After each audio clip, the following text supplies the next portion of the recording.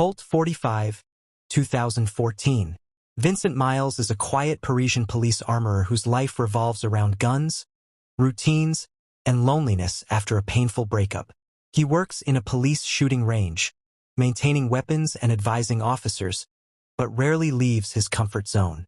One night, his neighbor Milo, a smooth-talking criminal, drags him into an unexpected situation involving stolen weapons and dangerous people.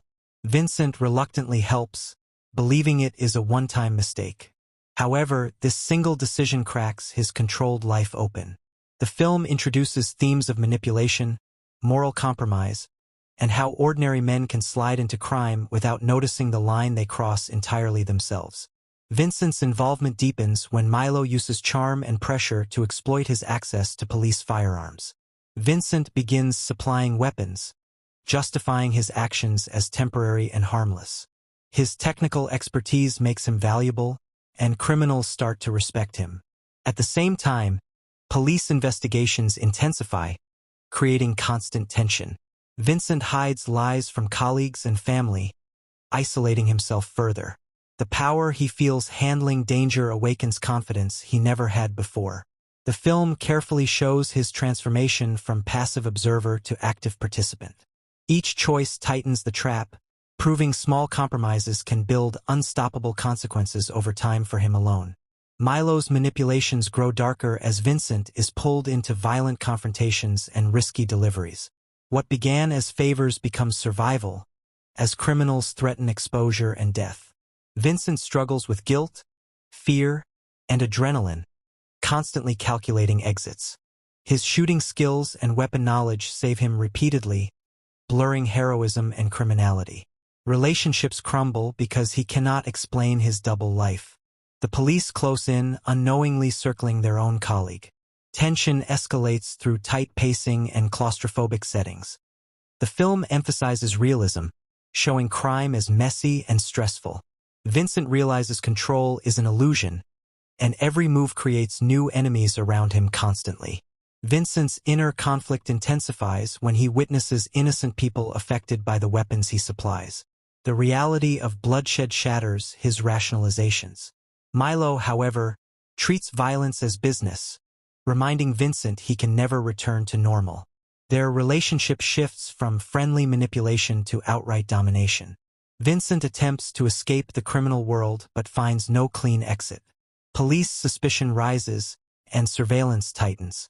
The city feels oppressive, reflecting his trapped mindset. Cinematography uses shadows and narrow spaces to mirror moral decay. Vincent learns that knowledge gives power, but power always demands a price he may not afford anymore at all. As events spiral, Vincent's confidence transforms into desperation. He starts making aggressive decisions, trying to outplay both criminals and police. His intelligence keeps him alive, but luck begins to fade.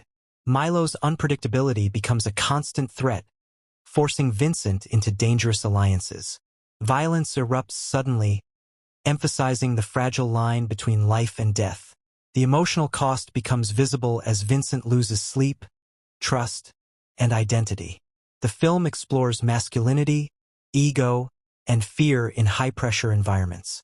Vincent no longer recognizes himself in the mirror. Each weapon he touches reminds him of his fall. Redemption feels distant, almost impossible, as consequences demand payment. Police investigations intersect dangerously with Vincent's criminal tasks, creating near misses and intense suspense. Colleagues unknowingly rely on his expertise while chasing the same weapons he distributes. Vincent manipulates systems, bending rules to survive another day. His moral compass collapses under pressure, replaced by calculation. Milo pushes for a major deal that promises freedom but guarantees chaos. Vincent understands this final operation will decide everything. The film accelerates using rapid cuts and heavy sound design. Every glance feels suspicious, every siren terrifying. Vincent prepares for betrayal from all sides. Trust becomes impossible, and silence becomes his only defense in a world. The final act pushes Vincent into an explosive confrontation where loyalties collapse instantly. The planned deal spirals out of control, revealing Milo's true intentions. Violence erupts in tight spaces, emphasizing chaos and panic. Vincent must rely on instinct rather than preparation. Years of restraint vanish as survival takes over. Police forces and criminals collide, blurring lines completely. The film refuses glamour, showing fear, pain, and irreversible mistakes. Vincent faces the consequences of his choices directly, without escape or excuses. Every shot fired echoes earlier decisions. This climax confirms the film's message. Crime is not a game, but a slow-burning trap. In the aftermath, the film slows down to examine damage left behind. Survivors process shock, loss, and silence. Vincent's fate reflects the harsh reality of his journey, neither heroic nor glamorous. Authority reasserts control, but scars remain beneath the surface. The city returns to routine, indifferent to individual tragedy. Vincent's skills, once valuable, become reminders of wasted potential. The narrative avoids simple punishment or reward, focusing instead on consequence. Viewers are left questioning how easily circumstances shape morality. The film suggests crime grows quietly through access, opportunity, and ego. What destroys Vincent is not evil intent, but weakness with temptation. Cult 45 ultimately presents a grounded crime thriller centered on character rather than spectacle.